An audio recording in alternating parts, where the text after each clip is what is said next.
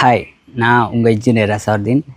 நம்ம இன்றைக்கி எங்கே இருக்கோம்னு பார்த்தீங்கன்னா, காளிகாப்பனில் இருக்க நம்ம சைட்டில் தான் இருக்கோம். டெய்லி நம்ம கன்ஸ்ட்ரக்ஷன் ரிலேட்டட் வீடியோஸ் உங்களுக்கு தந்துட்டுருக்கோம். பேஸ்மெண்ட்டில் சாயில் ஃபில் பண்ணுறாங்க. அதுக்கு முன்னாடி கவனிக்க வேண்டிய சில விஷயங்களை பற்றி பார்ப்போம். ஃபஸ்ட்டு விஷயம் என்னென்னு பார்த்தீங்கன்னா, பேஸ்மெண்ட்டில் ஃபில் பண்ணக்கூடிய மெட்டீரியல் ரொம்ப ஃபைனாக இருக்கணும். அது எவ்வளோ ஃபைனாக இருக்கோ அது பொறுத்து அது நல்லா காம்பேக்ட் ஆகும்.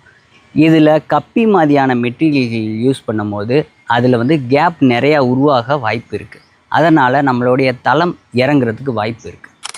இரண்டாவது முக்கியமான விஷயம் என்னன்னு பார்த்தீங்கன்னா, இந்த பேஸ்மெண்ட் ஃபில் பண்ணுறதுக்கு முன்னாடி இந்த சர்ஃபேஸு, அதாவது பிரிக் சர்ஃபேஸை நல்லா பிளாஸ்டிங் பண்ணிடுங்க.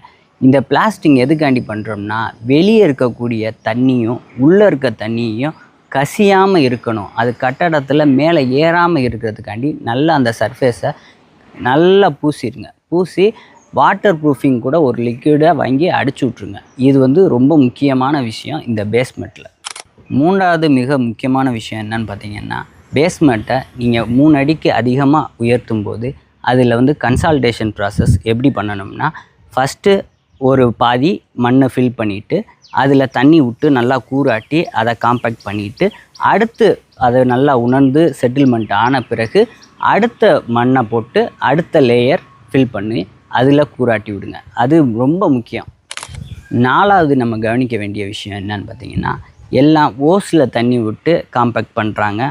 அது முற்றிலும் தவறான விஷயம். அது பார்த்திங்கன்னா 4 இன்ச்சு தண்ணி லாரியில் கொண்டு வந்து நல்லா ஃபோர்ஸாக விடும்போது அது நல்ல ஃபில் ஆகி நல்ல காம்பேக்ட் ஆகிறதுக்கு வாய்ப்புகள் நிறைய அதிகம். அதனால் ஓஸில் விடுறதை காட்டிலும் லாரியில் விடுங்க, அது ரொம்ப நல்லது. 5வது மிக முக்கியமான பாயிண்ட் என்னன்னு பார்த்தீங்கன்னா, 3 அடிக்கு அதிகமாக நீங்கள் பேஸ்மெண்ட்டை உயர்த்தும் போது குறுக்க ஒரு டை பீம் போட்டுருங்க. அது ரொம்ப முக்கியமான வேலை.